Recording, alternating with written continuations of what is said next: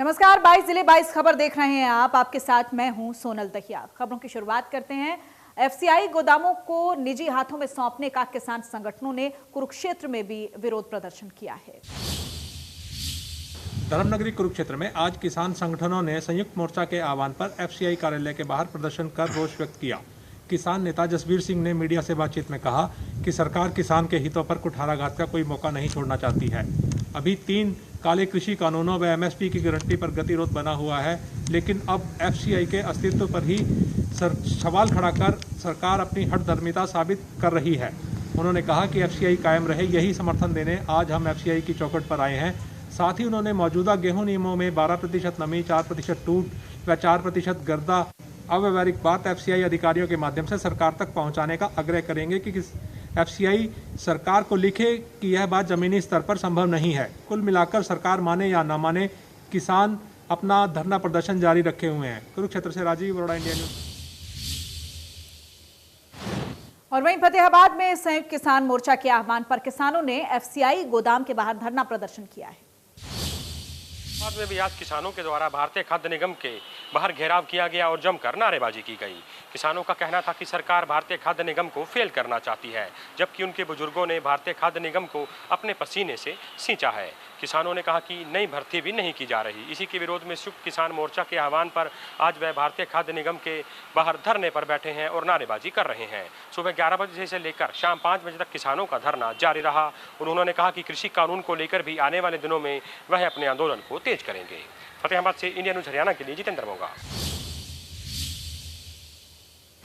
और वहीं संयुक्त किसान मोर्चा के आह्वान पर किसानों ने भारतीय खाद्य कॉर्पोरेशन को लेकर प्रदेश भर में जिला स्तर पर धरना दिया है। गोहाना में भी किसानों ने केंद्र सरकार के खिलाफ एफसीआई को बंद किए जाने के विरोध में प्रदर्शन किया है। एफसीआई के गोदामों और ऑफिसेज के बाहर किसानों ने धरना प्रदर्शन किया है। किसानों का आरोप यह है कि केंद्र सरकार एफसीआई को बंद कर अपने चहेतों को फायदा पहुंचाना चाहती है।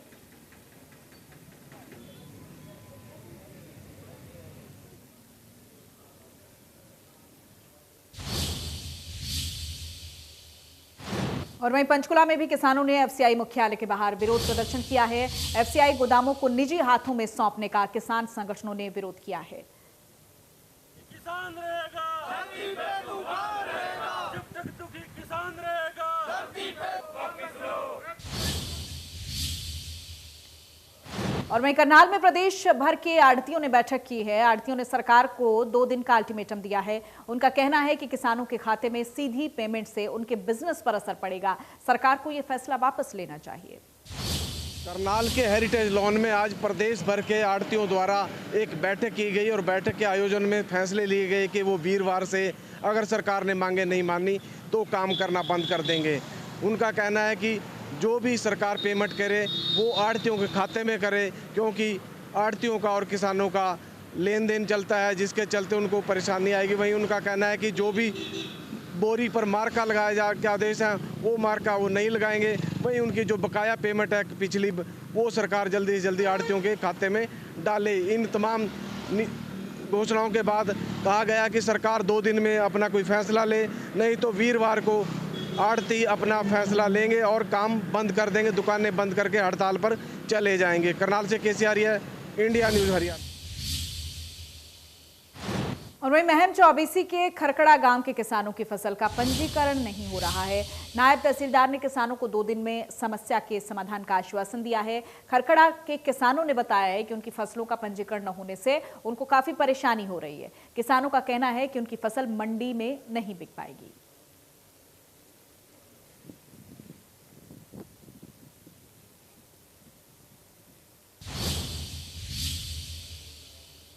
और वहीं कैथल में कोरोना के मामले लगातार बढ़ रहे हैं। 24 घंटे में 37 नए मरीज मिले हैं। सार्वजनिक जगहों और बाजारों में लोग नियमों का पालन नहीं कर रहे हैं। कैथल में लगातार कोरोना पॉजिटिव मामले बढ़ते नजर आ रहे हैं। आज कैथल के अंदर 37 कोरोना पॉजिटिव मामले सामने आए हैं। बात करें टोटल एक्टिव केसों की संख्या तो कैथल के अंदर 272 की संख्या एक्टिव केसों की पहुंच चुकी है। और बात करें मौत के आंकड़े की संख्या तो एक मौत का आंकड़ा भी कैथल में आज बढ़ चुका है। टोटल संख्या की बात करें तो 71 की संख्या मौत के आंकड़े कैथल में पहुंच चुकी है।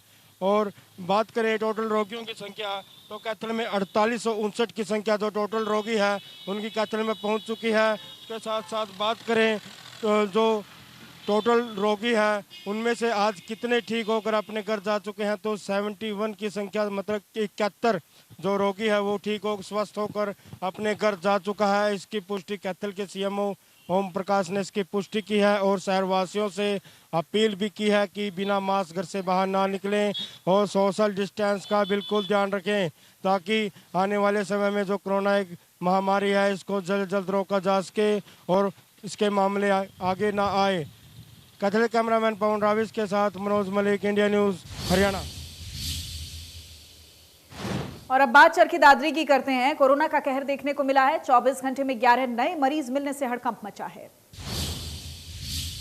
प्रदेश की सरकारें भले ही कोरोना संक्रमण को रोकने के लिए नाना प्रकार के कदम उठा रही हो, वैक्सीनेशन का कार्य किया जा रहा हो, टारगेट भी बनाया गया हो कि 10 से 12 हज़ार लोगों को वैक्सीनेट किया जाएगा, लेकिन जिस तरह से चरखी दादरी में कोरोना बम फूटा है उसके बाद से चरखी दादरी प्रशासन, पुलिस व स्वास्थ्य महकमा पूरी तरह से अलर्ट मोड पर आ गया है।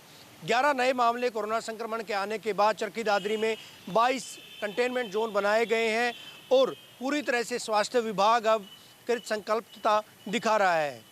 स्वास्थ्य विभाग के सीएमओ डॉक्टर सुदर्शन पवार के मुताबिक न केवल लोगों को समझाया जा रहा है बल्कि मास्क, सोशल डिस्टेंसिंग और सैनिटाइजर के इस्तेमाल पर भी जोर दिया जा रहा है, तो दूसरी ओर वैक्सीनेशन पर भी जोर दिया जा रहा है। लेकिन दूसरी तरफ सरकारी कार्यालयों की अगर बात करें, वहाँ पर सरेआम कोविड के जो प्रावधान हैं उनकी धज्जियाँ उड़ती देखी जा रही है। बिना मास्क के कर्मचारी सरकारी कार्यालयों में जमकर धज्जियाँ उड़ाते देखे जा रहे हैं। बहरहाल पुलिस के द्वारा भी चालान काटने की मुहिम चलाई गई है, लेकिन जिस तरह से सरकारी कार्यालयों में ही इस तरह के नियमों की धज्जियां उड़ाई जा रही हैं उससे तो माना जा सकता है कि कोविड का संक्रमण और बढ़ेगा। चरखी दादरी से सहयोगी अनिल लहरी, वीडियो जर्नलिस्ट सुमित अवस्थी के साथ रवि जांगड़ा, इंडिया न्यूज़, हरियाणा। और वहीं रेवाड़ी में भी इस बार गेहूं की नई फसल आने पर बड़े मेले का आयोजन किया गया है। मेले में आए ज्यादातर लोगों ने ना तो मास्क लगाया हुआ था, ना ही सोशल डिस्टेंसिंग का पालन किया गया।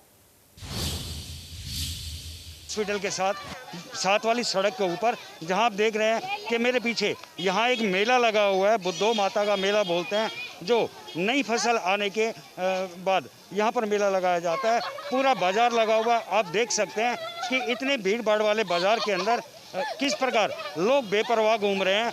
अधिकांश लोगों ने यहाँ पर मास्क तक नहीं लगाया। मैं अपने कैमरा पर्सन से कहूँगा कि वो दिखाएं बाजार के विजुअल कि किस तरीके से लोग बेपरवाह हो रहे हैं और लगातार जिस तरीके से कोरोना जैसी वैश्विक महामारी को लेकर प्रशासन बार बार एडवाइजरी जारी कर रहा है, स्वास्थ्य विभाग भी एडवाइजरी जारी कर रहा है, लेकिन लोगों की लापरवाही ज़रूर दिखाई दे रही है।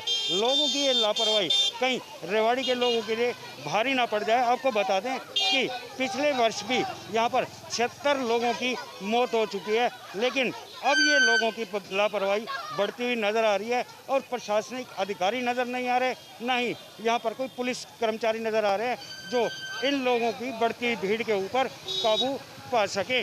कैमरा पर्सन चंद्रशेखर के साथ श्याम बाटला, इंडिया न्यूज़, रेवाड़ी। और अब बात अंबाला की करते हैं। लगातार कोरोना मरीजों की संख्या बढ़ती जा रही है। सोमवार को अंबाला में 185 कोरोना पॉजिटिव मामले सामने आए हैं। 131 लोगों ने कोरोना से जंग जीती है। मार्च महीने में लगातार कोरोना पॉजिटिव मरीजों की संख्या बढ़ती जा रही है। सीएमओ डॉक्टर कुलदीप सिंह ने बताया है कि जनवरी में 254 और फरवरी में 161 कोरोना पॉजिटिव केस सामने आए थे। इसके बाद मार्च में 2100 केस कोरोना के सामने आए। अप्रैल में 600 केस अभी तक सामने आ चुके हैं, जो कि चिंता का विषय है।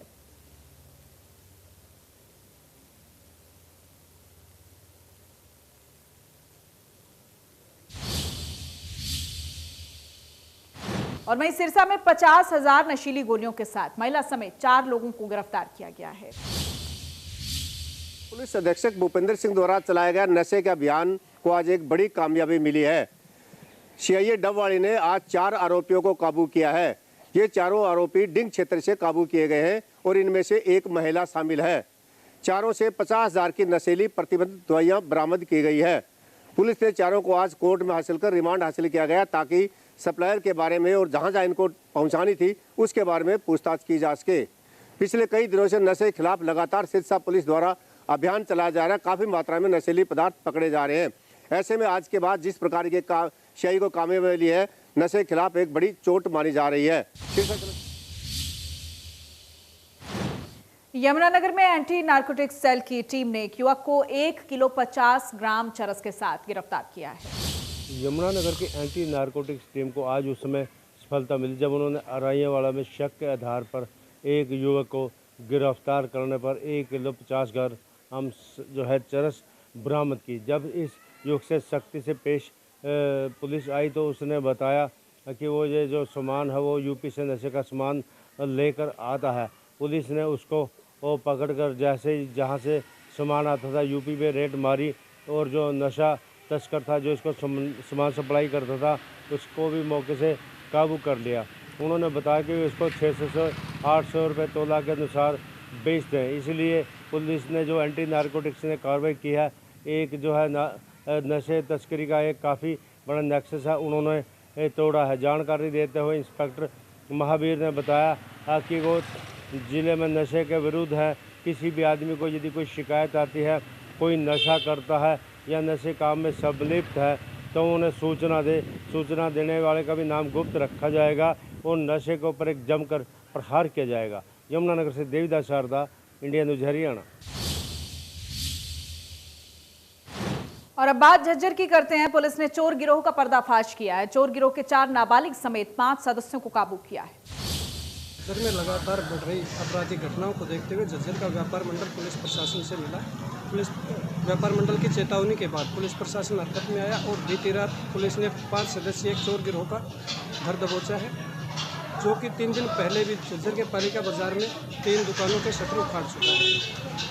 और ये भी मना नहीं किया जा सकता कि अन्य चोरी की वारदातों को भी इन्होंने अंजाम दिया होगा, जो कि रिमांड पर खुलासा होगा। आज कोर्ट में इनको पेश किया गया और अदालत से रिमांड लिया गया है। झज्जर से जगदीप राजा, इंडिया न्यूज हरियाणा। और सिपाही पद का नकली पुलिस आईडी कार्ड बनाकर ठगी करने वाले एक शख्स को पुलिस ने गिरफ्तार किया है। आरोपी की पहचान मुबीन के नाम से हुई है, जो कि एक सिगार का रहने वाला बताया जा रहा है।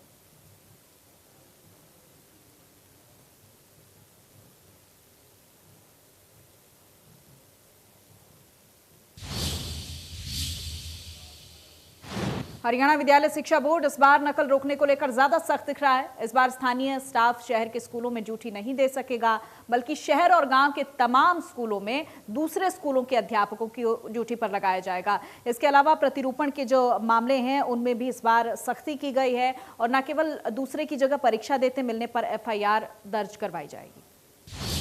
भले ही कोरोना संक्रमण का दूसरा फेज शुरू हो चला हो, लेकिन हरियाणा विद्यालय शिक्षा बोर्ड द्वारा 20 अप्रैल से शुरू की जाने वाली 10वीं और 12वीं की परीक्षाओं को लेकर बोर्ड पूरी तरह से नकल रोकने के मूड में दिखाई दे रहा है। इस बार नए प्रावधान किए गए हैं और नए प्रावधानों के मुताबिक जिस तरह से शहरी इलाकों में स्थित विद्यालयों में स्थानीय स्टाफ को बतौर ड्यूटी अधीक्षक, बतौर केंद्र अधीक्षक व बतौर सुपरवाइजर नियुक्त किया जाता था, तो इस बार ऐसा नहीं होगा, बल्कि इस बार बाहर के स्कूलों के अध्यापकों को इन स्कूलों में बतौर केंद्र अधीक्षक व बतौर सुपरवाइजर नियुक्त किया जाएगा।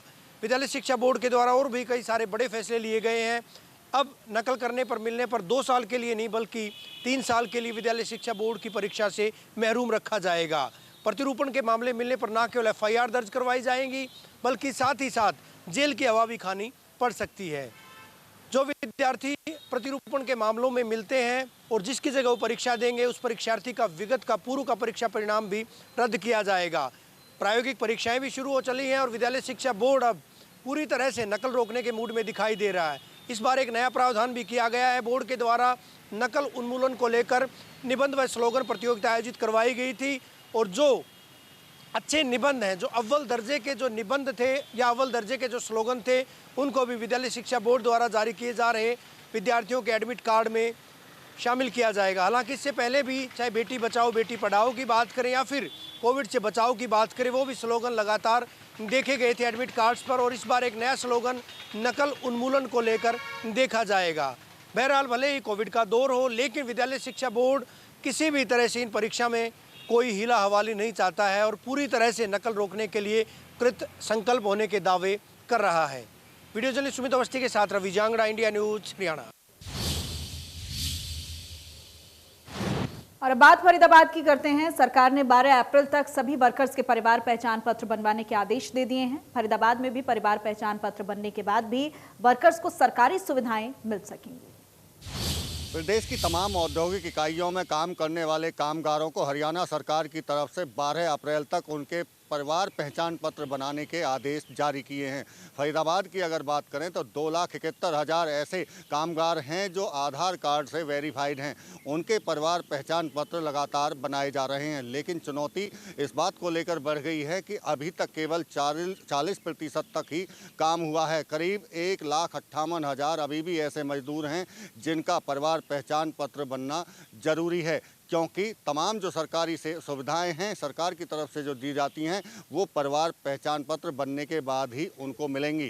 फरीदाबाद के deputy labour commissioner Ajaypal Dudi का दावा है कि वो 12 अप्रैल से पहले तमाम जो परिवार पहचान पत्र हैं 1,58,000 मजदूरों के वो बनवा दिए जाएंगे। इसको लेकर तमाम जो औद्योगिक संगठन के साथ साथ में कर्मचारी नेताओं को भी शामिल किया गया और इसके अलावा विभाग की तरफ से 6 टीमें बनाकर औद्योगिक इकाइयों में भेजकर कामगारों को मोटिवेटेड किया जा रहा है। फरीदाबाद से देवेंद्र कौशिक, इंडिया न्यूज।